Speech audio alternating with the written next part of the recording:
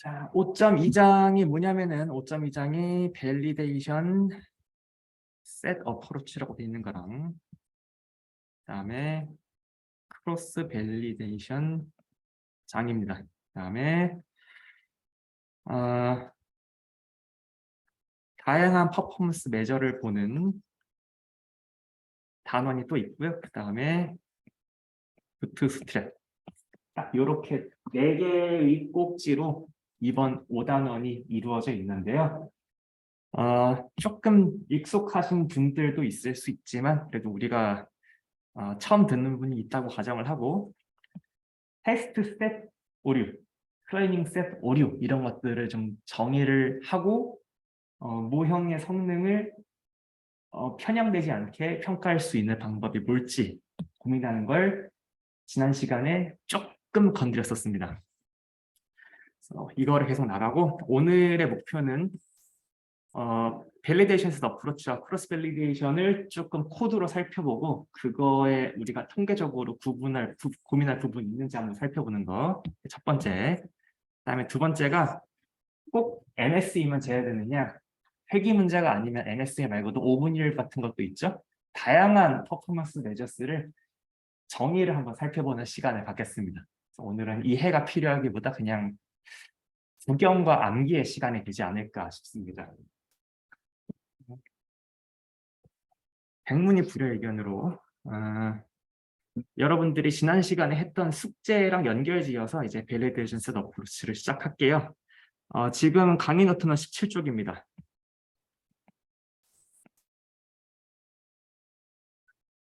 숙제 마지막 문항이 뭐였죠?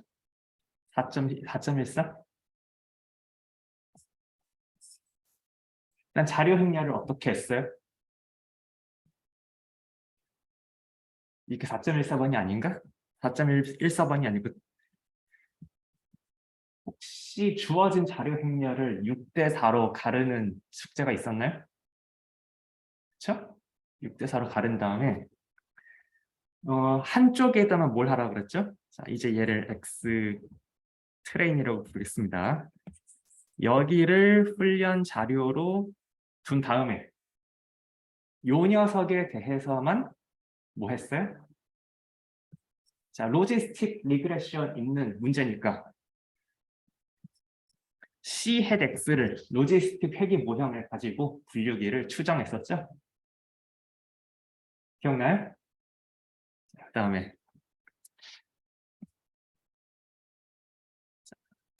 저기 클리어하게 이야기하기 위해서 여기 반응 변수도 같이 들어있다고 치겠습니다. 전체를 이렇게 데이터셋을 D라고 하면 자, 설명 변수 파트, 그다음에 반응 변수 파트 요거를 통째로 둘로 나눠가지고 이 밑에 있는 40% 가지고 뭐 했어요? 이거 됐나요? 자, 요 녀석을 임의로 xi, yi 자, 샘플 사이즈를 n 더하기 1부터 n 더하기 m까지 여기 요 40%의 레코드는 사이즈가 라지 m이고 트레이닝 셋은 사이즈가 n이라고 쳤을 때 밑에 있는 라지 m개 가지고 뭐 했어요?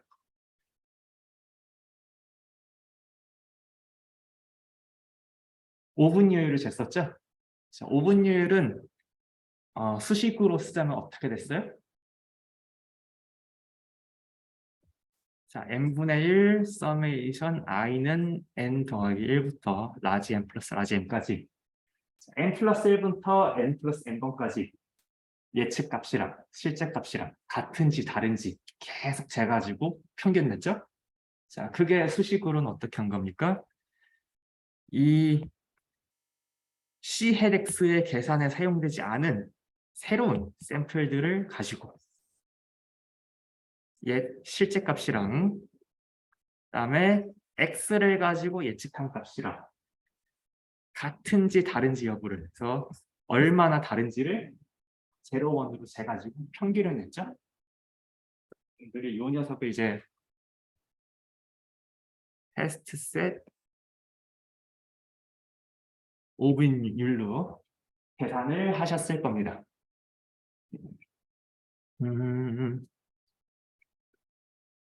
그러면은 여러분들이 이거를 하나의 분류기에 대해서만 했나요? 이 작업을 로지스틱 리그레션에 대해서만 했을 뿐 아니라 여러 가지 분류기에 대해서도 여러 개 했죠? 아니, 뭐가 제일 좋았어요? 문제에 따라 다르죠? 자, 근데 CLX를 어떻게 했어? 자, 로지스틱 리그레션에 대해서도 분류기 만들어서 이 오분율 계산했었고, 그다음에 뭐 3NN도 그 3NN도 분류기 만들어서 X를 인풋 받으면은 어떤 예측된 클래스를 내놓는 데서 만들어가지고 또 다른 녀석에 대해서 서로 다른 C햇에 대해서 또 오분율을 쟀었죠? 이 똑같은 수치를 또 계산하셨었죠? 이 데이터, 이 어프로치는 지금 ISL 책에서 어떤 디자인이라고 부르냐면 밸리데이션 셋 어프로치라고 얘기하는 디자인입니다.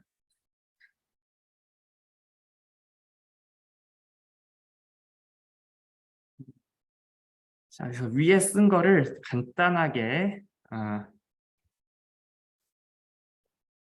나타내면 이렇죠. 자, 주어진 자료가 이렇게 있어요. 그냥 데이터 쓰시니까 생각엔 데이터 프레임이라고 뒤에 그거 쓸게요. 데이터 프레임을 딱 두 부분으로 나눕니다. 어떻게? 훈련 자료, 영어로는 트레이닝 셋. 그다음에 또 두 부분, 나머지 부분 어떻게 불러요?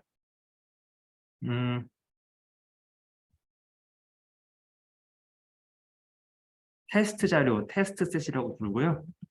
그다음에 이런 상황에서는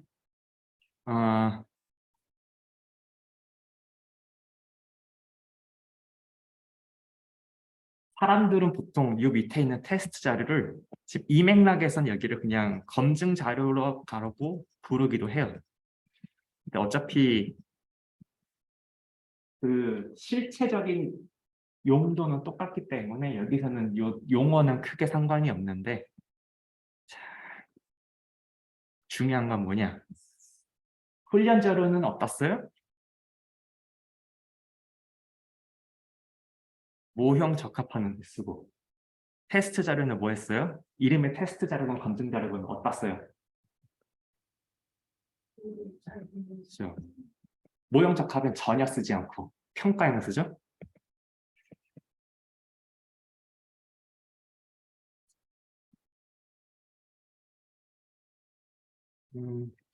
평가와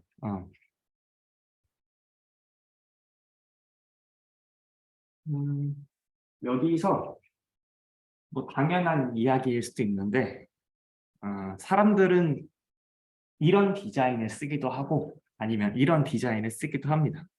자, 두 번째 디자인이에요. 자, 똑같은 데이터 프레임이 있어. 이번에는 셋으로 나눕니다. 자, 여기를 위에는 똑같이 훈련 자료, 그다음에 두 번째는 검증 자료, 세 번째는 테스트 자료.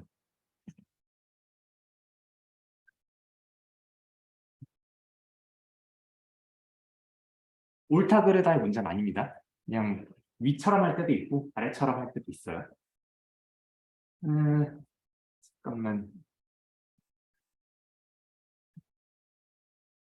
이거 셋으로 나눌 때는 일단 첫 번째, 두 번째는 용도가 똑같습니다. 얘도 모형 적합. 두 번째 검증 자료는 여러 개의 모형을 적합하고 여러 개의 모형을 평가하는데 씁니다. 훈련 자료는 여러 개 모형을 적합을 하고 검증 자료는 또 각 자료에 대해서 얼마나 잘하는지 MS이건 오분율이건 잽니다.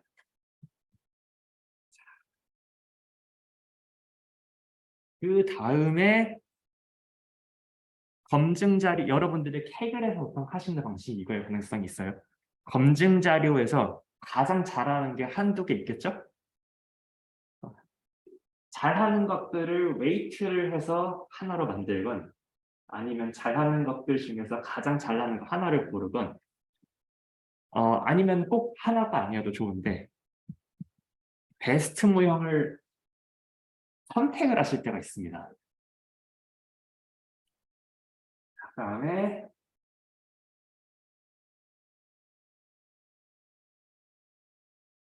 자, 선택된 모형을 다시 한번 평가하는데 이제 테스트 자료가 쓰입니다.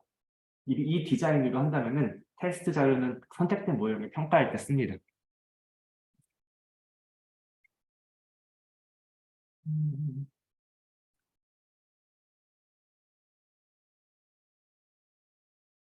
이게 옳다 그르다의 문제는 아닌데 이렇게 위처럼 할 때도 있고 아래처럼 할 때도 있습니다.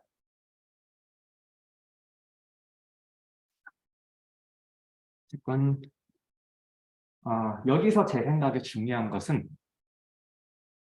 테스트 자료만 있느냐, 검증과 테스트를 나누느냐 자체로 중요할 수 있지만 제가 생각하기 여기서 중요한 것은 이거 하나만 기억하면 됩니다. 평가를 위해서는 내가 제대로 된 평가를 하고 싶으면 훈련 과정에 한 번이라도 개입되지 않은 데이터가 한 번은 어딘 데이터셋 어딘가에 남아 있어야 됩니다.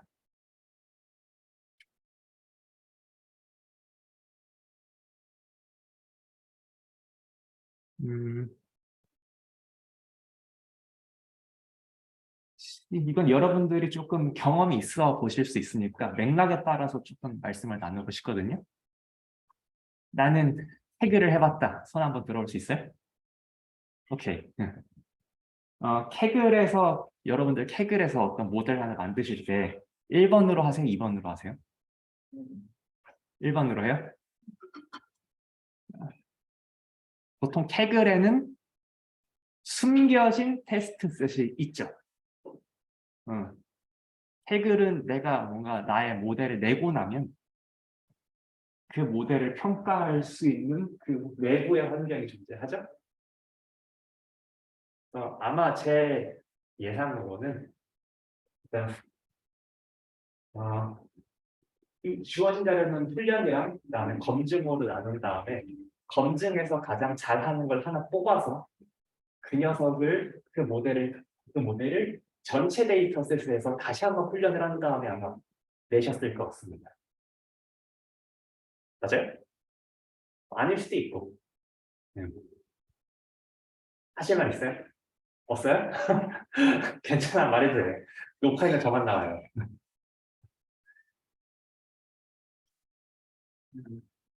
음, 여기서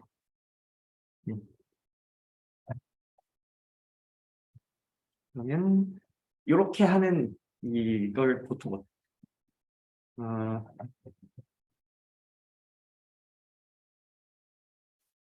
저렇게 모델을 간단하게 피팅하는 과정을 잠깐 데이터 이그젬플로 간단한 그 예제로 한번 살펴보겠습니다. 코드는 어떻게 구현하는지.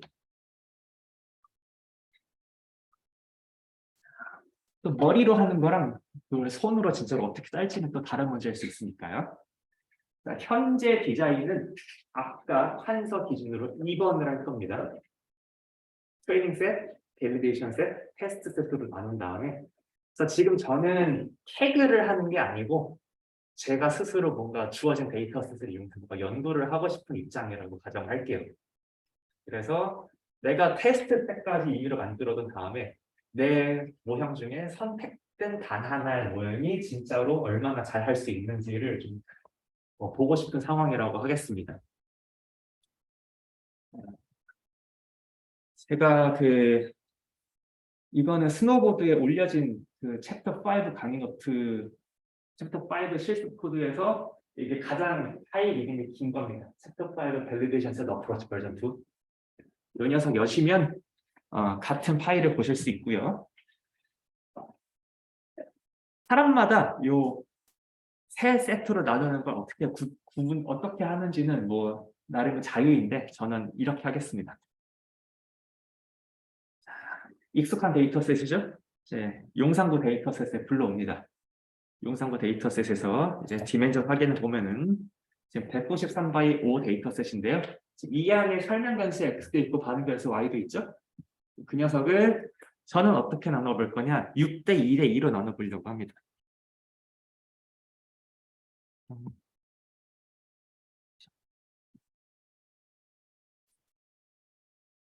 6대 2대 2로 어떻게 나눌 거냐?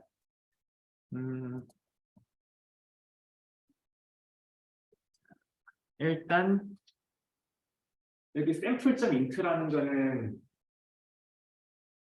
내가 정수 몇 번을 복원 추출을 하거나 비복원 추출을 할 수 있는 함수거든요. 샘플.int 하시면은 replace false 하시면은 복원 추출. 죄송합니다. replace false 하시면 비복원 추출, replace true 하시면은 이제 복원 추출을 하게 됩니다. 자, 그래서 샘플.int를 하셔서 어떻게 할 거냐? 첫 번째 아규먼트에 내가 몇 가지 할 거냐, 그 다음에 몇 개를 뽑을 거냐를 고르면은 내가 원하는 만큼 정수들을 비복원 추출할 수 있는데요. 자, 그래서 저의 의도는 1부터 193번까지를 무작위로 섞었습니다. 제가 숙제할 때도 이거 한번 읽어보고 쓰라고 한번 써놨었죠. 아마 익숙하신 분이 있을 수도 있어요. 자, 그러면 제가 퍼뮤테이션을 한 이유는 무엇이냐? 주어진 데이터셋을 60%대 20%로 나누긴 할 건데 맨 처음 아이디를 제가 행을 지금 뒤섞고 싶어요. 행을 뒤섞는 게 뭐가 좋을까요? 이거 그냥 행정자료 그냥 제가 API로 긁어온 거잖아요. 그러니까 이 긁어온 자료에는 나름의 논리적인 오더링이 있을 수 있어요. 여기 후암동, 여기는 청파동 1강, 여기서는 여기는 효창동 이런 식으로. 그런 경우에 인덱스를 내가 섞지 않고 그냥 위에 60%, 20%, 20% 가져오면은 이 데이터가 랜덤하게 잘 섞였다고 보장을 할 수 없겠죠? 저 같은 경우에는 이 데이터셋이 랜덤하게 잘 섞이기를 현재 원하고 있는 상태여서 서로가 좀 같은 모집단의 IID 샘플이 되도록 보이게 하기 위해서 랜덤하게 섞을 겁니다. 다음에 인덱스를 랜덤하게 섞고 이제 트레이닝 셋, 밸리데이션 셋, 테스트 셋 사이즈의 그 숫자를 정해준 다음에 지금 실제로 193이 200의 딱 약수가 아니기 때문에 대충 여기서 60%, 20%, 20% 되려면은 몇 개씩 가져와야 되는지 n수를 정해줬고요. 그 다음에 내가 뒤섞은 인덱스에 대해서 맨 처음 113개 가지고 오고 그 다음 38개 인덱스를 가지고 오고 이제 그 다음에 40개 인덱스를 가지고 올 겁니다. 그리고 그 다음에 하나 짚고 넘어갈 거는 제가 샘플.int가 랜덤성이 들어가 있는 코드이기 때문에 그 전에 제가 랜덤성을 고정해주기 위해서 시드 넘버를 고정했어요. 그러면은 이제 트레이닝 셋이 될 인덱스, 밸리데이션 셋이 될 인덱스, 그다음에 테스트 셋이 될 인덱스를 우리가 지정을 했습니다. 이제 그 다음에 우리가 지금 화면 오른쪽에서 보고 계신 것처럼 셋으로 진짜로 데이터 프레임을 가르는 건 여기죠. df train, df val, df test. 그래서 거기 행 번호들에 맞게 이 df에서 우리가 원하는 행 번호만 각각 가지고 와서 트레이닝 셋, 밸리데이션 셋, 테스트 셋으로 지정해 줍니다. 마치 여기가 여러분들한테 이렇게 보였으면 좋겠어요. xi, yi를 i는부터 n까지 가르는 게 트레이닝 셋. i는 n 플러스 1부터 n 플러스 m까지 가지고 가는 게 밸리데이션 셋. 똑같은 n 플러스 n 플러스 1부터 뭐 n 플러스 n 플러스 뭐 k까지 가지고 오는 거를 지금 이렇게 테스트 셋에서 지금 하고 있는 겁니다.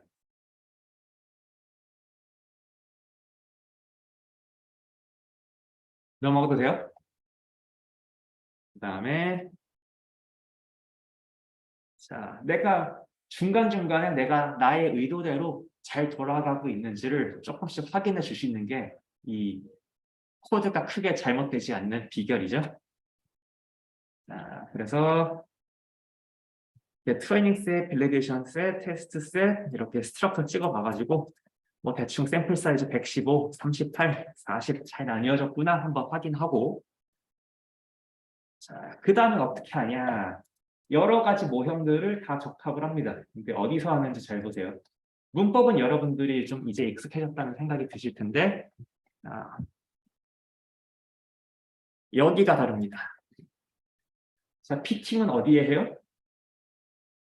피팅은 트레이닝 셋에만 합니다. 다음에 자, 오류는 어디서 재요? 오류를 재기 위해서는 자, 지금 여기서 보증금이 지금 Y죠. 근데 보증금을 어디서 갖고 왔어요? 밸리데이션 셋에서 가지고 왔습니다. 그다음에 Y 벨 햇 LM이 뭡니까? 지금 뭔가 예측값 같은 녀석을 지금 RMSE로 스퀘어까지 씌웠으니까 RMSE로 증거할 텐데 Y는 어떻게 계산했어요? 자, 일단 베타 햇은 트레이닝 셋에서 쓴 거 이용했는데 이 Y 햇을 어디서 계산했어요? 밸리데이션 데이터에서 계산했죠? 그러니까 지금 요거 뭐 하는 겁니까? 자, 아까 노테이션 내렸고요. n분의 1, 서메이션 i는 n 플러스 1부터 l 플러스 n까지 뭐 한 겁니까? yi 빼기 뭐였어요? 자, y랑 x는 어디서 온 거? 밸리데이션 셋에서 왔고 베타에서는 어디서 왔어요? 베타에서는 트레이닝 셋에서 왔죠? 잘 알고 그 녀석을 제곱한 녀석을 지금 스퀘어 루트까지 지금 씌웠구나 하고 보실 수 있습니다. 자, i는 밸리데이션 셋에서 왔고요.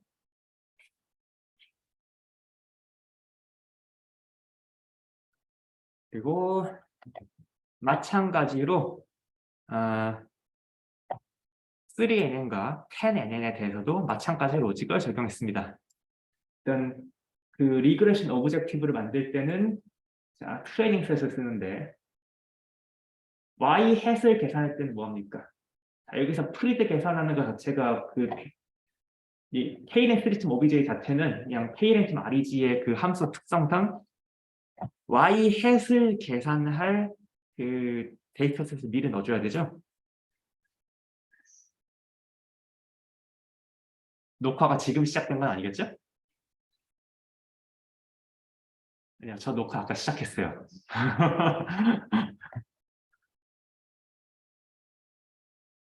자, K린에 대해서도 자, 트레이닝 셋은 지금 거리 계산 대상은 트레이닝 셋만이고요. new x는 누가 들었어요? 밸리데이션 셋이 들어가지고 자, 똑같이 밸리데이션 셋에 대해서만 y 실제 값에서 y 예측 값을 빼서 제곱해서 평균 취하고 스퀘어 루트 취했습니다. 자, 여기는 뭐 한 거예요, 여기 같은 경우에는 여기 서메이션은 똑같고 yi 빼기 yi 햇을 제곱했을 텐데 여기 햇 자체가 어떻게 계산된 거예요? 그 밸리데이션 셋에 있는 each xi에 대해서 밸리데이션 셋에 있는 xi에 대해서 자기랑 가장 가까운 트레이닝 셋의 설명 변수 3개만 잡아가지고 나랑 가까운 설명 변수 셋에 해당하는 y의 평균을 잡아온 게 지금 저기 y 햇이죠. 그래서 여기서도 트레이닝에는 트레이닝 셋만 쓰였고 그다음에 밸리데이션 셋은 어디다만 썼어요? 평가에만 썼습니다. 그러면은 10 years 내일 부분도 비슷하게 했고 그다음에 나이브 벤치마크는 어떻게 했냐? 자, y 햇을 어떻게 잡았어요? 트레이닝 셋의 y의 그냥 표본 평균. 오케이?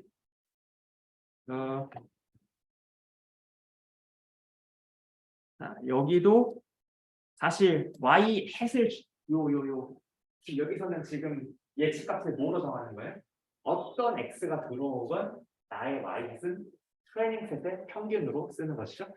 자, 여기서도 트레이닝 자체는 트레이닝 셋으로 가는 것이고 밸리데이션 엘리먼트가 뭐가 들어오건 나의 예측값은 트레이닝 셋의 평균으로 주게 됩니다. 여기도 똑같이 우리는 똑같이 뭐예요? 오류 계산에는 실제 값은 밸리데이션 셋을 가져오고 그다음에 이 y에서 계산에는 밸리데이션 셋의 xi를 들어올 수 있잖아요. 여기는 밸리데이션 셋의 xi 안 쓴 거고 햇 계산 자체에는 뭐가 들어갔어요? 트레이닝 셋이 들어갔습니다. 자, 여기까지 하고 이제 밸리데이션 셋으로 뭐 해요? 성능을 한번 비교해 보겠습니다. 지금 RLS를 다 밸리데이션 셋에 대해서 4개의 방법을 대해서 계산을 했고요. 이 녀석을 한번 찍어보죠. 어때요? 시드를 고정했기 때문에 지금은 이 51 라인의 결과가 똑같이 재현되는 걸 보실 수 있습니다. 자, RMS 기준으로 뭐가 제일 낮아요? 10 열스 넬보드 제일 낮죠? 자, 여기에 스케일이 보이는지 기억해요. 이거 보호 칼럼에서 온 거죠? 보증금 칼럼이죠? 보증금 칼럼은 단위가 10,000원이에요. 그러니까 지금 이 방법론으로 피팅을 했을 때 가장 못 맞추면은 지금 에러가 1억 1,800만 원이 나는 거고 그다음에 조금 잘하면은 8천만 원 정도 틀립니다. 이 부동산 가가지고 나의 예측은 내가 1억이라고 예측을 한다. 그러면은 실제로 적절한 보증금은 2천만 원부터 1억 8천만 원 사이에 있을 수도 있겠습니다. 뭐 대충 찍자면요. 아무튼 뭐 그렇게 아직까지는 쓸만한 그런 건 아니죠. 실제로 집을 어떤 집을 계약함에 있어서는 훨씬 더 많은 팩터가 고려돼야 할 것이고 우리는 너무 적은 설명 대수를 아니면 너무 부족한 데이터셋을 이용하고 있는 것 같기도 합니다. 어쨌건 우리의 이 제약 조건 상에서는 10 일러스티브 네이버드가 가장 최적이었어. 그래서 내가 이 어떤 집값 예측 소프트웨어를 개발하는 사람으로서 나의 베이스 모델은 10NN으로 결정을 했습니다. 그러면은 이제 윗선에 보고를 할 때 뭐 보고 받는 사람들이 이걸 크게 상관하지 않겠지만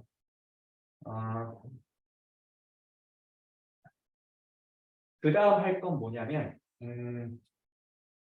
최종 모형이 실제로 시장에 나갔을 때 어떤 성능을 보일지를 한번 살펴보는 겁니다. 잠깐만 제 얘기를 잘 들어주세요. 밸리데이션 셋을 이용해서 최종 모형을 선정하는 절차 자체도 내가 데이터를 쓴 거죠. 모형을 선택할 때. 여기까지 공감해요? 그러니까 내가 요 NN을 고르긴 했는데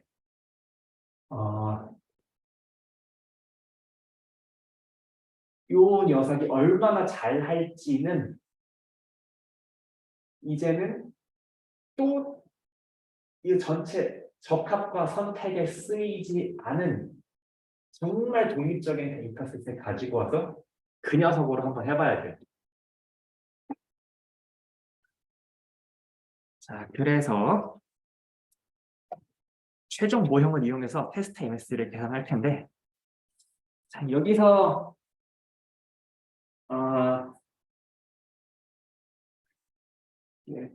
약간 우리를 혼란스럽게 할 수도 있는 얘기를 잠깐 하겠습니다. 옳고 그름의 얘기는 아니기 때문에 뭐가 옳고 그르냐 얘기는 많이 안 하겠습니다.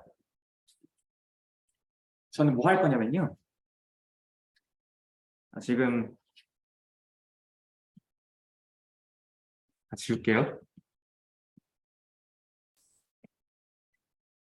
6대 2대 2로 나눠가지고 자 6에서 적합을 하고 20%에서 밸리데이션을 했을 때 10NN이 가장 잘했잖아요. 그러면은 이제 10NN이 얼마나 이제 시장에 나갔을 때 성능이 얼마나 좋은지 확인해보고 싶은데 이런 생각이 드는 거야.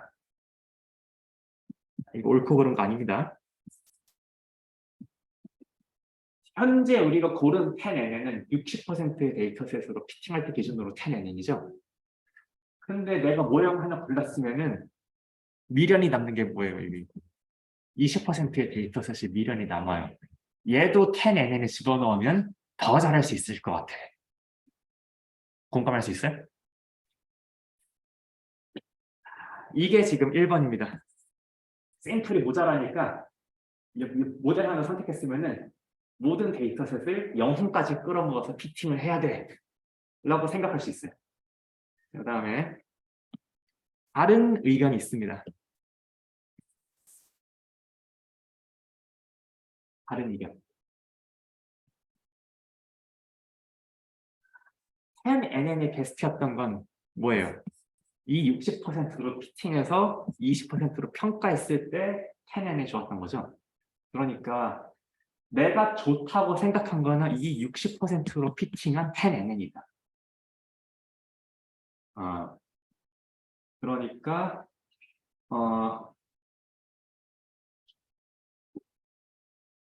다른 말로 하면 80%로 요 전체 80%로 피팅을 하고 나면 10NN이 베스트가 아닐 수 있다. 80%로 피팅한 녀석은 10NN이 아니라 3NN이 베스트일 수 있다. 그러니까 80%의 데이터셋으로 피팅을 했을 땐 사실 우리는 어떤 모형이 베스트인지 알 수가 없다. 제가 지금 말씀드린 2번 의견은 1번처럼 모든 데이터셋을 다 쓰는 거에 약간 반대하는 의견입니다. 여러분 어떻게 생각하세요?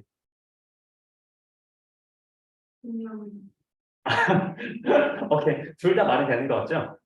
둘 다 말이 되는 것 같은데 현실적으로 2번은 대안을 제시하지는 못하거든요.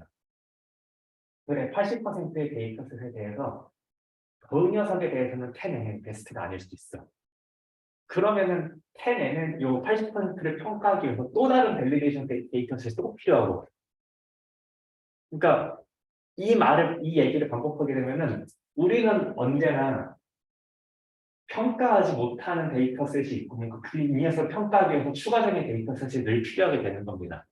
어차피 이번 식의 논지로 가면은 뭔가 무한 루프의 느낌이 좀 있어서 우리가 약간은 과학적으로 꼼꼼하지 못한 부분이 있다는 것은 알지만 보통은 1번으로 하는 것 같습니다. 이것도 경험이에요. 지금까지 얘기를 잠깐만 짧게 정리해서 말할게요. 10N은 60%로 피팅했을 때, 단 20%로 평가했을 때 베스트로 골라진 거예요. 자, 그러니까 80%로 10N을 피팅했을 때 또 다른 밸리데이션 데이터셋으로 평가하면 10N은 베스트가 아닐 수 있어. 그렇지만 사람들은 그냥 현실적으로 이 한번 10N을 한번 이렇게 10N을 선택하고 나면은 샘플을 최대한 많이 활용하기 위해서 보통은 다시 60과 20을 합쳐서 80%를 가지고 10NN으로 보통 훈련을 하고 넘어가는 것 같습니다. 옳다 그러다 문제는 아닙니다. 그냥 프랙티컬하게 이렇게 하더라 이런 의견입니다.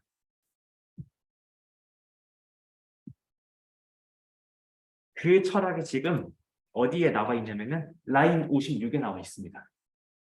자, 라인 56 보시면은 제가 알바인으로 트레이닝 셋이랑 밸리데이션 셋을 합쳐요. 자, 그러니까 여기는 뭐예요? 80%의 데이터셋을 쓰고 있습니다. 그다음에 80%의 데이터셋을 가지고 자 트레이닝 셋에 집어넣어서 자 이제 진짜로 테스트 셋에 마지막으로 떼둔 20%의 테스트 셋을 이용해서 y-햇을 계산을 하고 그다음에 마지막으로 떼는 테스트 셋에 대해서 요 오류를 잽니다. 그러니까 지금 라인 60에는 어떤 걸 계산한 거예요? 아까의 그 노테이션 그대로 할게요. k분의 1 루트 서메이션 i는 n 플러스 라지 n 플러스 1부터 n 플러스 라지 n 플러스 k까지 yi 빼기 yi 햇 제곱. 이 녀석과 지금 계산한 거였죠? 아까 우리가 테스트 때 인덱스를 라지 n 플러스 라지 n 플러스 1부터 라지 n 플러스 라지 n 플러스 k번까지라고 우리가 명명하기로 했었거든요. 그냥 다른 게 아니고 테스트 셋에서 이렇게 MSE 쟀다. 제가 한번 여러분들한테 각인시키고 싶어서 썼습니다.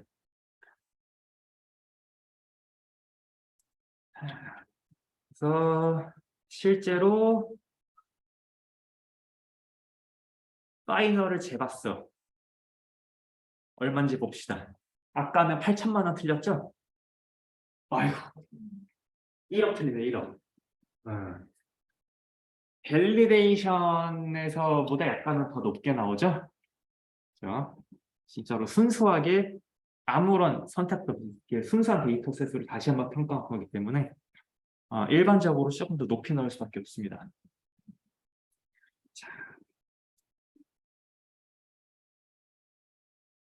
자, 혹시 잠깐만요.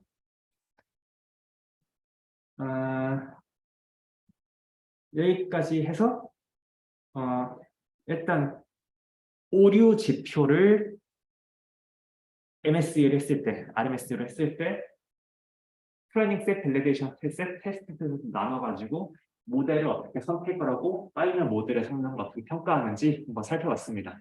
여기서 혹시 질문하실 거 있으실까요? 네, 저게 높아질 수밖에 없는 다시 한번 해주시면. 아주 예리한 질문입니다. 그러니까 직관적으로 이야기를 하면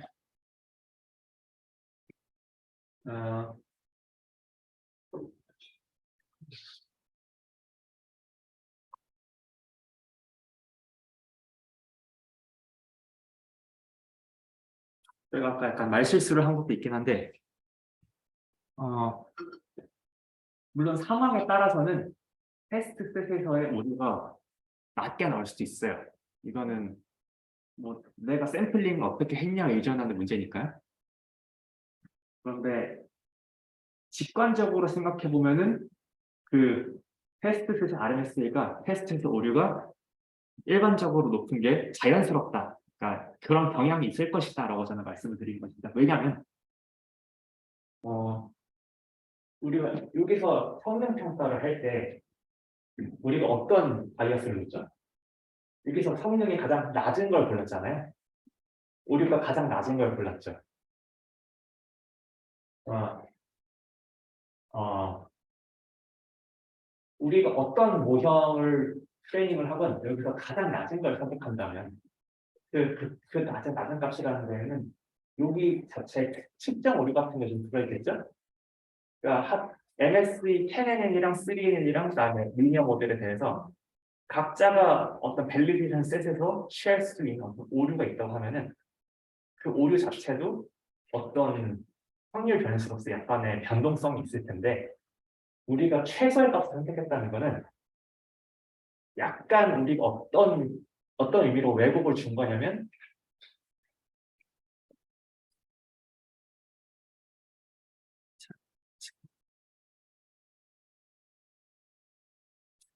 우리가 어떤 의미로 왜곡을 준 거냐면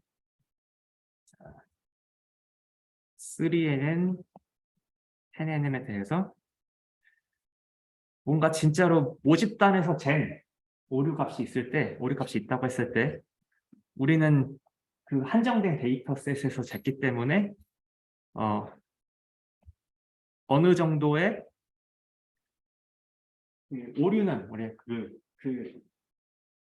요 성능 평가 지표 자체가 측정 오차가 있을 수 있고 하필이면 우리가 관찰한 게 요 값 대 요 값일 수 있죠. 빨간 점 대 빨간 점. 그렇죠? 그러면 내가 새로 10NN을 또 새로운 데이터셋에서 다시 한번 오류를 준다고 하면 다음에도 이거랑 비슷한 값이 나오리라고 기대하는 것보다는 이 레인지에 어떤 값이든 나올 수 있다고 생각을 할 수 있겠죠? 다음엔 여기서 여기 위에 값이 나올 수도 있는 거고요. 근데, 여기서 약간 강조하고 싶은 거는 우리가 이미 밸리데이션 셋에서 가장 낮은 값을 골랐잖아요. 근데 가장 낮은 값이 골라진 배경에는 우리가 선택한 베스트 모형은 이미 이 밴드에서 조금 아래쪽 부분을 선택했을 가능성이 있는 겁니다. 물론 아닐 수도 있죠. 네. 그러니까 이거보다 더 낮은 값이 다른 데이터셋에서 관찰될 수도 있는데 여기 말고 다른 값이 관찰되는 것도 충분히 예상 가능한 일이라는 겁니다. 네. 그러면은 뭔가 저렇게 오류나 오류의 요소 일종의 변수여서 약간 이거 변동성이 있다고 하면은 맞습니다. 그러면은 애초에 저희가 오류를 계산을 할 때 그런 딱 저기 딱 지표 하나 수치적으로 하나 이렇게 딱 나오는 것보다는 저런 구간을 표현하는 게 저희한테 더 이득이고 의미가 낫지 않나요? 아주 정확한 지적입니다. 아주 정확한 지적이고요. 사람들이 오분율에 대해서 신뢰 보관을 주려고 사람들이 되게 노력을 했어요. 네, 그게 조금은 더 복잡한 내용이기 때문에 아무래도 그다음에 저도 철학적으로는 그래야 된다고 정확히 동의를 하는데 첫째로 조금은 더 계산이 복잡해서 그다음 둘째로는 이 구간까지 계산을 하려면은 컴퓨터가 드는 노동이 많아서 조금은 더 무시되는 부분이 있는 것 같습니다. 네, 그랬는데 희경 선생님 말씀하신 것처럼 이 변동성을 재는 거는 저는 통계학자로서 너무나 중요하다고 생각해요. 여기까지 도움이 됐을까요? 네, 그래서 잠깐 오프 더 레코드. 자, 아까 유지는 밸리데이션 셋과 밸리데이션 셋 오류건, 테스트 셋 오류건, 의도는 트레이닝 셋에서 피팅한 학습기를 고정했을 때, 그 녀석이 고정했을 때 새로운 샘플에 대한 그 고정된 학습기의 성능을 대세 우측으로 근사하는 데 있다. 그다음에 트레이닝 셋 MSE는 이게 요 F 해제 들어간 샘플이랑 요 인디케이트야 이 샘플에 들어간 녀석이랑 서로 동일이 아니기 때문에 대소의 옵틱은 전제를 만족시키지 않습니다.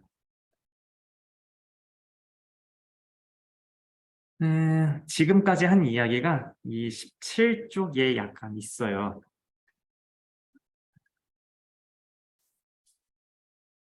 지금 오른쪽의 수식을 제가 어떻게 설명했냐면, 자, 테스트 세트가 필요한 이유, 그 다음에 계속 강의 노트 읽겠습니다. 우리가 찾는 학습기는 테스트 오류를 낮추는 모형. 지금 여기서 제가 새로 정의가 필요한 게 테스트 오류죠.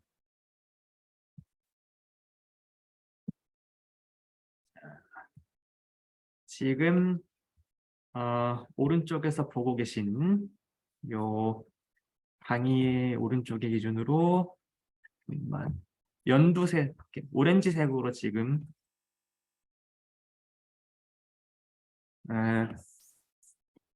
쓴 것이 지금 강의 노트 왼쪽에서 지칭하고 있는 F 햇의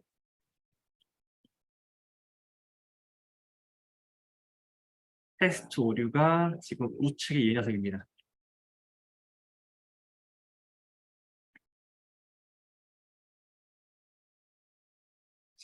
딱 이거를 보고 이제 생각나세요?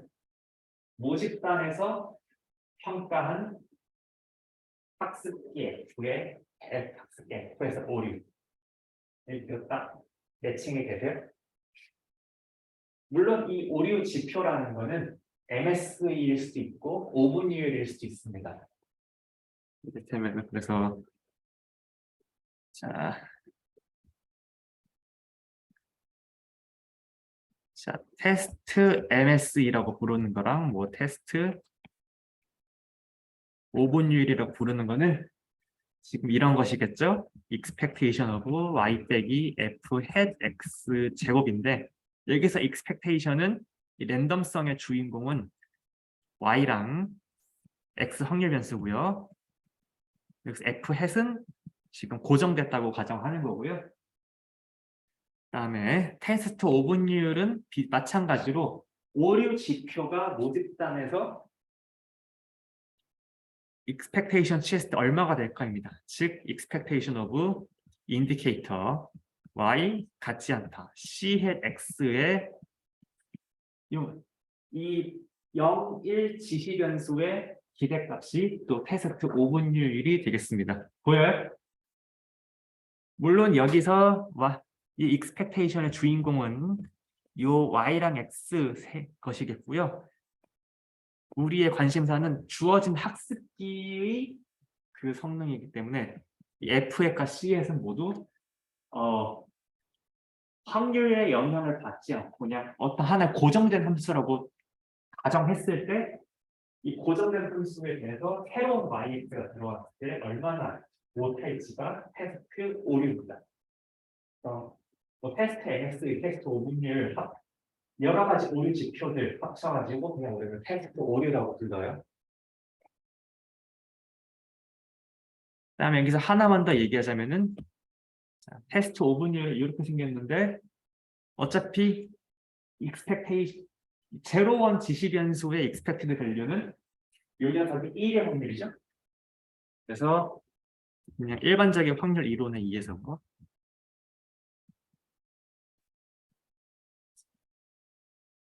테스트 오분율은 그냥 혹시 C 해시 고정됐다고 가정했을 때 이 y가 C 해시랑 같지 않을 그 확률이 됩니다. 또 복습할까요? 자, C 해를 고정했다고 생각했을 때 이 녀석을 가장 낮추는 게 뭐였어요? 베이지 분류겠죠? 지금 다시 이거를 보면서 이야기하면은 베이지 분류기는 뭡니까? 테스트 오분율을 낮추는 분류기, 가장 최소화시키는 분류기. 그래서 이론적으로 봤을 때 어떤 우리 학습기를 우리 어떤 분류기를 가지고 와도 그 녀석의 테스트 에러는 베이지 분류기의 테스트 에러보다 낮을 수 없을 겁니다.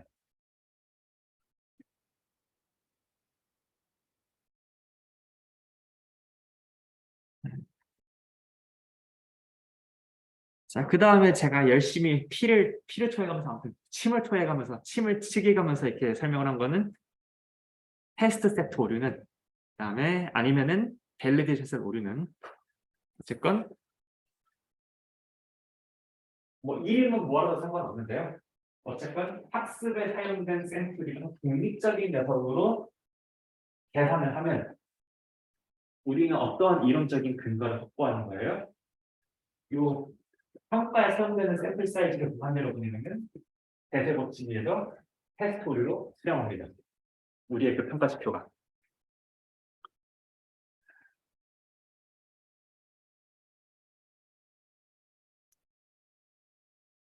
그다음에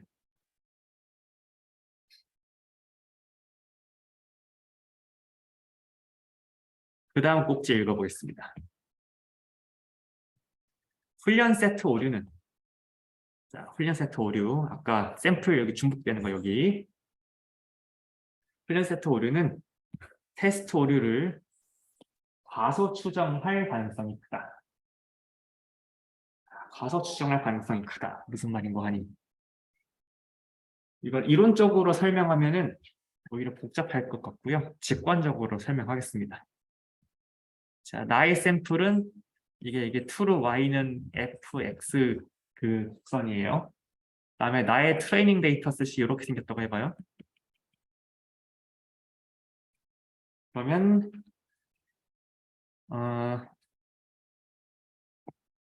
내가 이 곡선을 피팅했을 때 모델을 좀 복잡한 걸 쓴다면 최대한 이렇게 맞겠죠? 잠깐만. 더 자세히 그려야지. 이렇게 피팅했다고 칩시다. 자, 트레이닝 지금 요게 F 헤드 X예요. 트레이닝 셋 MSE는 뭐 기반해서 계산된 겁니까? 요 녀석 기반해서 계산된 거죠? 자, 그다음에 테스트 셋 MSE는 어떻게 계산하는 거예요? 트루 트렌드를 따르면서 트레이닝 셋과는 독립적인 어떤 어, 샘플로 계산이 되는 거죠?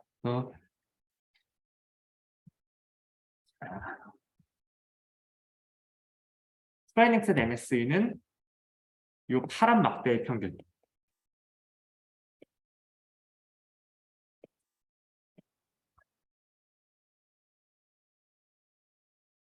그다음에 테스트 셋 MSE는 누구예요? 지금 여기 보라색 점이 테스트 셋이라고 생각을 하면은 이 보라색 막대의 평균이 테스트 셋 MSE겠죠?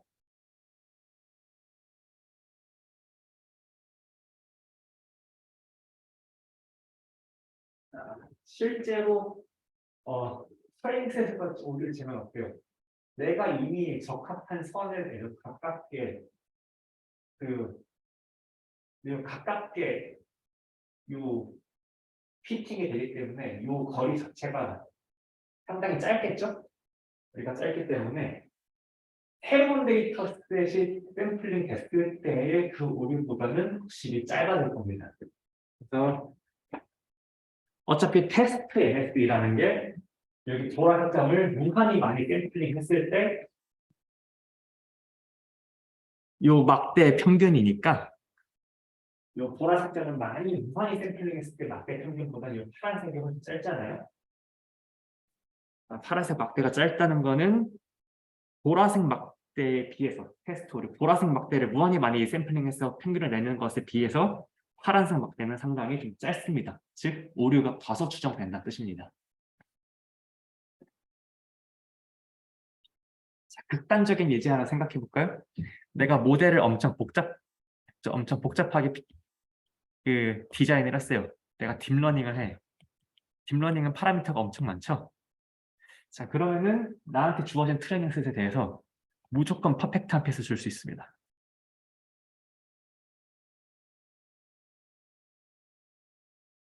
요렇게 지금 트레이닝 셋을 다 찍었어요. 요렇게 피팅했으면은 트레이닝 셋 오류가 얼마입니까? 트레이닝 셋 MS 얼마예요? 계산할 수 있어요?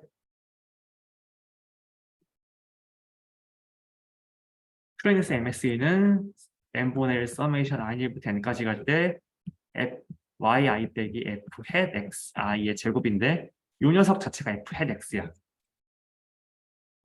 네. 요 트레이닝을 사용된 샘플 가지고 yi 관찰치 자체 여기 있죠? f hat xi 어디 있어요? f hat xi 여기 있죠? 그러니까 내가 만약에 되게 복잡한 방법을 줘가지고 이 트레이닝 셋에 꼭 맞도록 곱셈을 얼마든지 우리가 만들 수 있는데 그런 극단적인 경우까지 가면은 늘 트레이닝 셋 MSE는 제로가 될 수 있습니다.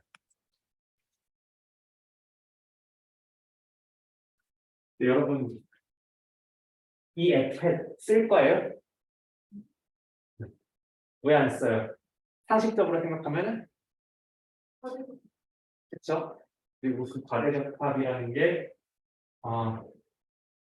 과대적합이 주는 어떤 그 가능성이 무엇이냐? 과대적합이 주는 가능성이 무엇이냐면은 우리가 이상적으로 재고 싶은 거는 테스트 MS인데 트랜스 MSE는 과대적합을 하기 때문에 테스트 때 트랜스 MSE가 제로가 될 수 있어요.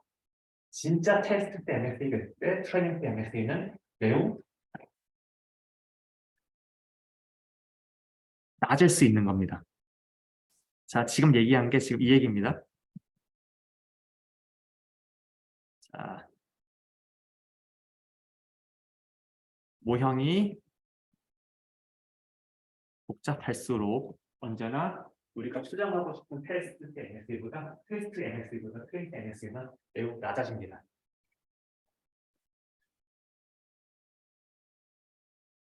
넘어가도 돼요? 그 다음에 그래서 요 얘기는 사실 모형이 얼마나 복잡하냐 간단하냐랑도 좀 상관이 있는 얘기인데 제가 이 얘기는 의도적으로 좀 뒤로 미루겠습니다. 자, 그럼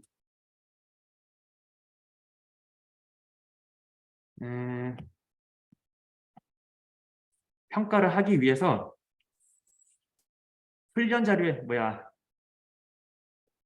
학습 과정에서 훈련에 안 쓰이는 데이터셋이 필요한 것 같아. 이거를 우리가 아까 첫 번째 세션 때 실습을 했었죠.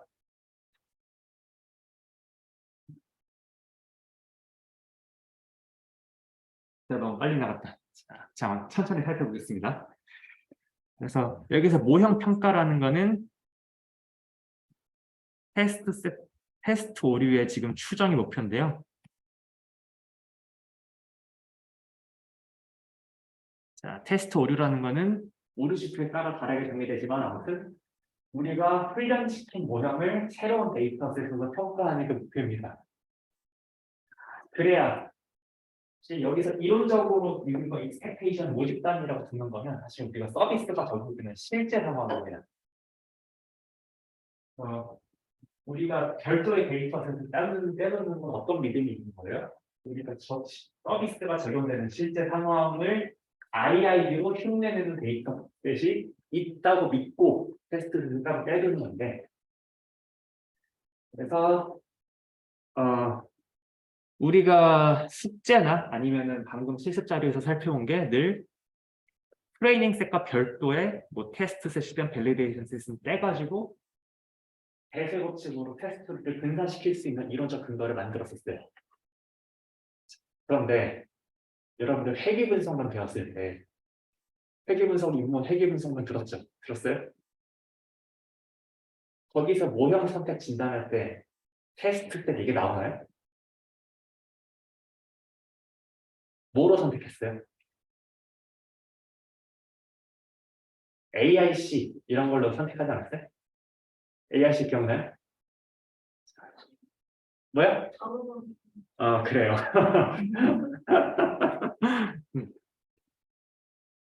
아니 그럼 우리가 학부 2학년 때 배운 건 잘못된 지식을 배우는 것이냐? 아닙니다. 이유가 있어요.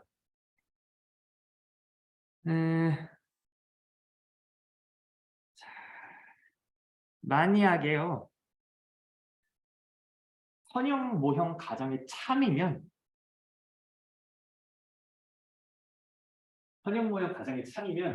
내가 별도의 테스트 셋을 두지 않고 트레이닝 셋만으로도 테스트 오류를 추정해 볼 수 있는 방법들이 있습니다.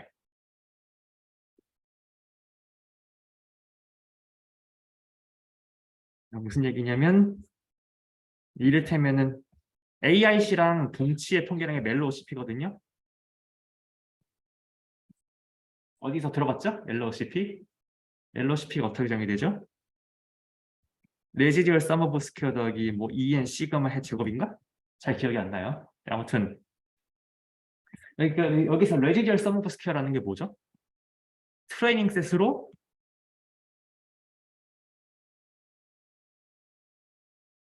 트레이닝 셋으로 가입하시고 트레이닝 셋에서 트레이닝 셋 오류 우리 기준으로는 트레이닝 셋 MSA 계산한 다음에 여기다가 9배 곱하기 뭐 n 곱하기 그다음에 그 오류탐의 추정량 집어넣어서 만든 게 아마 멜로 CP일 거예요. 여기 정의 자체는 정확하지 않을 수 있습니다. 그 다음에 요 녀석에다가 밖에다가 어떤 선형 이렇게 뭐 상수 곱하고 상수 더하는 게 아마 AIC일 거예요.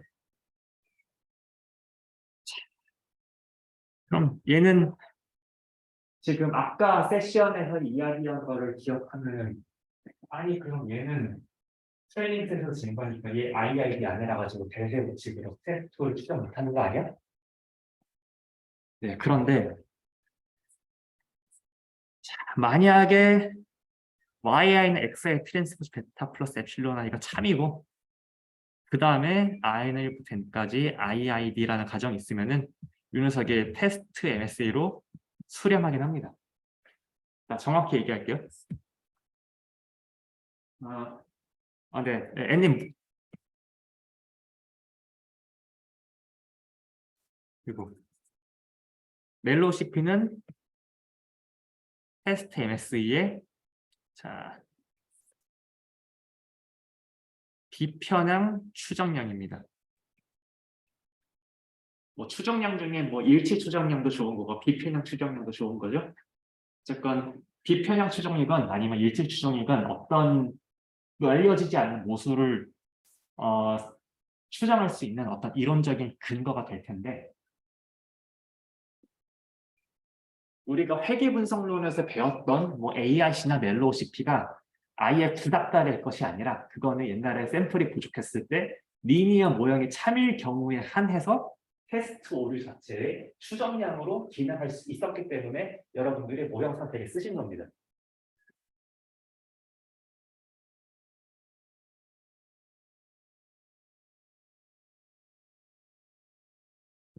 여러분 지금 제가 좀 혼동되어 있을 것 같아서 자, 요 녀석이 이제 테스트 MS의 비편향 추정량인 겁니다.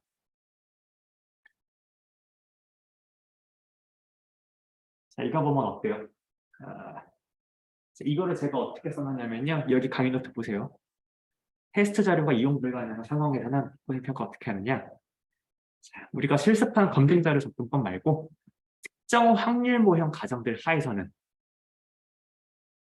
자, 예를 들어 선형 모형의 참이라는 아주 센 가정 하에서는 트레이닝 셋 오류를 이용해 가지고 트레이닝 셋 오류를 수학적으로 보정해서 어떤 보정품을 줘가지고 테스트 오류를 추정하는 방법, 비편형되게 추정하는 방법이 있습니다. 다만 오른쪽에 멜로시피 보시면 가정이 어때요? 배설 법칙식으로 밸리데이션 셋이나 테스트 세트로 그 테스트를 추정하는 거는 저런 모형 과정이 필요 없어요. 그렇지만 멜로시피나 AIC를 쓰시려면은 데이터셋 자체가 리니어한 이 선형 모형에서 생성됐다는 어떤 가정이 필요합니다. 아주 센 과정이죠.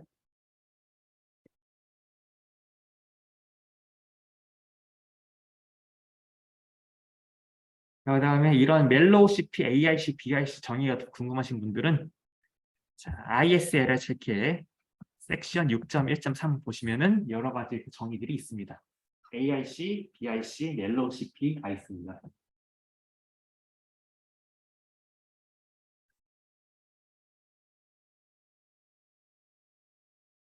넘어가도 돼요?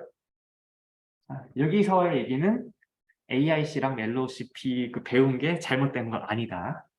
특정 가정 하에서는 그것들도 테스트 오류의 비편향 추정량이다.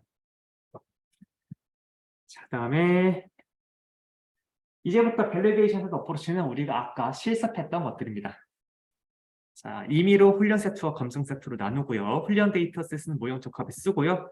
그다음에 검증 데이터셋에는 우리의 예측값과 실제값을 비교해서 성능 지표를 계산할 겁니다. 그다음에 모형 비교 과정에서 자, 잠깐만 이렇게 쓰겠습니다. 검증 세트 오류라고 말하는 게 훨씬 더 정확하겠어요. 검증 세트 오류가 제가 언제나 세트라는 말을 붙이면은 어떤 데이터 셋에서 표본 평균으로 잰 녀석을 얘기할 거고요. 테스트 오류라고 하면은 우리가 지금 위에서 이렇게 판서한 모집단에서 잰 어떤 수치를 저는 무조건 테스트 오류라고 부를 겁니다. 테스트 셋 오류는 테스트 셋에서 표본 평균으로 잰 거, 테스트 오류는 모집단에서 잰 거를 제가 지칭할 거예요. 자, 그다음에 밸리데이션 어프로치 우리가 실습했던 거를 한번 살펴보면 둘로 나눈 다음에 21조 경이라고 하는 것들 둘로 나눈 다음에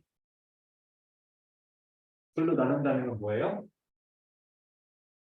데이터의 집합과 인덱스를 이렇게 트레이닝 셋 둘로 나누면은 이거 테스트 없이 둘로만 나눈 거고, 그다음에 테스트 셋까지 넣을 거면은 이 인덱스를 이렇게 세 세트로 나눌 거예요. 아까는 우리가 노테이션을 어떻게 썼죠? i는 1부터 n번까지를 트레이닝 셋, i는 n 플러스 1번부터 n 플러스 n번까지를 밸리데이션 셋, i를 n 플러스 1번부터 n 플러스 n 플러스 k까지를 테스트 셋이라고 썼고, 이렇게 인덱스를 순차적으로 두는 것의 대전제는 우리가 데이터를 충분히 셔플링을 했다라는 걸 전제하고 있습니다. 그 다음에 여기서 이그젠플은 어떻게 했냐? 여기서 다양한 모형들을 어떻게 비교를 했냐? 모형이 다항회귀 분석 모형을 비교를 했어요. 그래서 다항회귀 분석은 1차로 할 거냐, 2차로 할 거냐, 3차로 할 거냐, 4차로 할 거냐 선택의 여지가 있죠. 그래서 다항회귀 분석을 하는데 똑같은 XY 데이터 셋을 두고 똑같은 밸리데이션 다음에 똑같은 트레이닝 셋을 쓰되 X축은 그 다항식의 차수 로 하고, 그다음에 Y축은 밸리데이션 셋에서 잰 MSE가 되겠습니다. 여기 같은 경우에는 지금 이그젠플 5.2인데 전체 레코드 수는 샘플 사이즈 392를 116, 116, 50%, 50%로 나눴었습니다. 이거는 굳이 따라 해볼 필요 없겠죠? 넘어가겠습니다. 다음에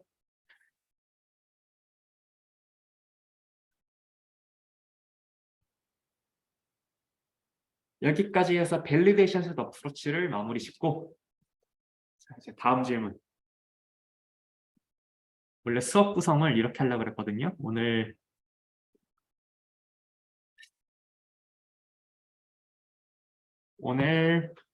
퍼포먼스 메저를 나가는 게 지금 여기 다음 챕터고요.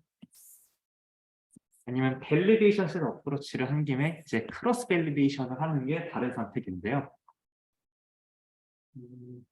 뭐가 됐건 옳고 그름의 문제는 없는 것 같아서 원래 크로스 밸리데이션 하려고 그랬는데 그냥 퍼포먼스 메저를 좀 할까 합니다.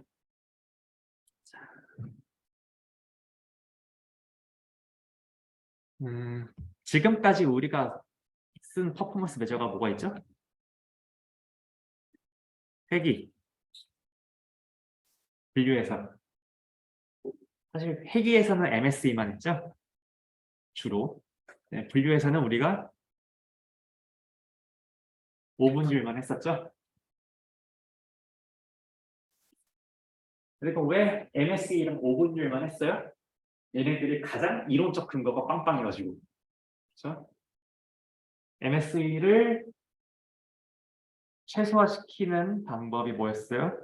모집단에서 MSE를 최소화시키기 위해서는 로스 펑션으로 오차 제곱 손실함수를 쓰면 됐었고, 그다음에 5분율을 최소화시키기 위해서는 우리가 모집단에서 뭐 하면 됐어요?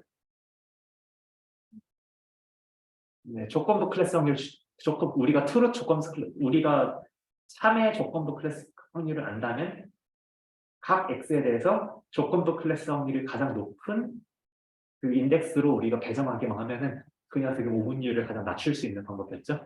근데 실제로 우리는 어떤 모델의 생명을 질 때 로스로는 오차제곱 손실함수와 그 맥시멈 라이클리드가 좋긴 하지만 때에 따라서는 뭐 여러 가지 퍼포먼스를 다른 거 보고 싶을 수도 있잖아요.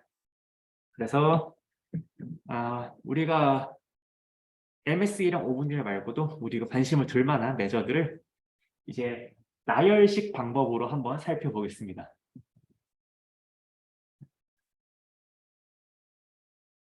MSE는 얘기 안 해도 되겠죠? 잔차를 계산한 다음에 회귀 문제에서 잔차는 뭐였어요? 예측값과 실제값을 뺀 것, 그 녀석을 제곱해가지고 그게 트레이닝 데이터셋이건 밸리데이션 데이터셋이건 아니면 테스트 데이터셋이건 잔차의 제곱을 평균낸 것이 민스퀘어 대열이었죠. 그 다음에 마찬가지로 잔차를 절대값 내가지고 뭐 평균 내는 방식으로 퍼포먼스를 재는 것도 생각해 볼 수 있습니다. 그다음에 마찬가지로 내가 만약에 이 오차의 절대적인 크기가 아니라 오리지널 예측값의 오리지널 그 y 실제값의 그 상대적인 스케일링에 비해서 내가 얼마나 틀렸는지에 관심이 있다면은 단차를 오리지널 값으로 나누어서 에러를 재고 싶을 수도 있겠죠.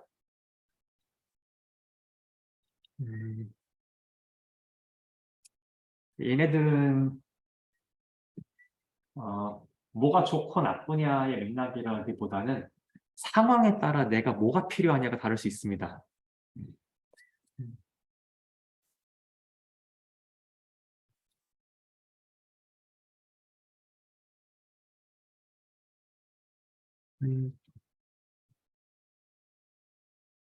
한 가지 에피소드만 잠깐 이야기하고 넘어갈게요.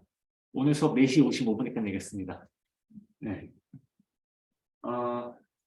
옛날에 이거 데이터 마이닝 가는 것도 옛날 버전이 있었던 겁니다. 옛날 버전에 있었던 게 뭐냐면 오류 지표로 보고를 해야 되는데 MSE로 보고를 하러 갔다가 이렇게 또 못 알아들었다는 겁니다. 그다음에 왜 못 알아들었냐? 여기 예측 대상이 돈이었거든요. 어떤 돈. 이 단차 자체가 맞히지 못함으로 인해서 나는 어떤 금전적인 손실이에요. 그래서 금전적인 손실을 어떻게 하면 직관적으로 전달할 수 있을까 고민을 하다가 RMS는 손해액을 제곱했다가 판별량 가지고 다시 루트 거잖아요. 그건 약간 좀 직관적으로 전달하기 힘든 것 같은데 상대적으로 MA 같은 경우에는 그냥 손실액의 절대적인 크기를 싹 다 평균 낸 거니까 이 모델로 프리징하면은 나의 손해액이 딱 얼마가 된다 이렇게 얘기할 수 있다는 겁니다. 이해돼요? 이해된다기보다 공감돼요? 그냥 이거는 그냥 수학을 하나도 모르는 사람도 내가 틀림으로 인해서 나오는 그 손실액의 총합이 얼마다. 손실액 총합의 그 샘플 수로 나누는 이 정도다. 이렇게 말할 수가 있어가지고 말할 수 있었다는 겁니다. 그래서 그 사람은 MSE 대신에 RMSE 대신에 민 앱솔루트 에러를 오르시표를 써서 보고하기로 결정했대요. 자, 답은 이 청자를 고려한 상황을 고려한 결정이죠. 뭐가 최적이냐가 아니고 뭐가 정량적으로 최적이냐가 아니고 통계적인 관점 바깥에서 어떤 이 지표 자체가 좀 잘 전달될 수 있을까? 그러니까 잘 이해할 수 있을까의 관점도 들어갔고 이 데이터가 금전을 예측한 거라는 어떤 관점도 들어갔습니다.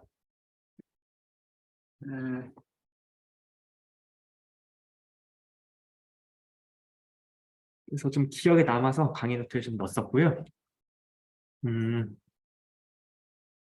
저는 지금 연구 용역을 한 번씩 하고 있는데 보고서에다가 뭘 넣을 거냐면은 모델 튜닝은 내 내부적으로는 다 MSE 기준으로 뭘 했거든요. 근데 이 모델의 퍼포먼스를 보고할 때는 저는 요 MAP를 약간 변형해가지고 뭔가 민 스퀘어드 퍼센티지 에러를 지금 보고를 하려고 합니다. MSE를 YI로 나눠가지고 내려고 해요. 왜냐면은 제가 연구 영역으로 해야 되는 과제는 그 예측 타겟이 스케일들이 너무 다르거든요. 그래서 어떤 거는 막 스케일이 1000만인데 어떤 거는 스케일이 막 3, 10 이래요. 그러니까 근데 그 스케일이 서로 다른 여러 개의 시계를 제가 좀 다 예측을 하는 게 이 연구 영역의 미션인데 이 모델이 얼마나 잘했다라는 거를 아무튼 내가 보고를 해야 되는데 보고서를 써야 되는데 이 로우 스케일로 RMSE로 보고를 하려고 하니까 스케일이 1000만인 거는 사실 5만을 틀려도 뭔가 되게 잘 맞힌 걸 수도 있잖아요. 그렇죠? 그다음에 뭐라 그래야 돼? 스케일을 고려했을 때 나의 예측이 좀 잘 됐고 잘 되지 않았음을 일목요연하게 보여줄 수 있는 방법이 뭘까를 고민하니까 사실은 로데이터의 스케일이 나눠가지고 절대적으로 몇 퍼센트 맞았나 틀렸나를 보고를 하는 게 청자가 더 이해하기 좋을 것 같더라고요. 저는 내부적 그 보고서에는 MSA 대신에 요 실제 값들을 늘 막 나눠가지고 민스퀘어드 퍼센티지 에러를 보고하기로 결정했습니다. 어쨌건 이렇게 상황에 따라서 내가 보고 싶은 게, 내가 보고하고 싶은 게 이렇게 다를 수도 있습니다. 그러면은 회귀 문제에서의 대표적 오류 축도까지 했고요. 그다음에 다음 시간에 이제 이진 분류 문제에서의 대표적인 오류 축도들부터 계속 나가도록 하겠습니다. 고생 많으셨고요. 질문 있으면 남아서 하시면 되겠습니다.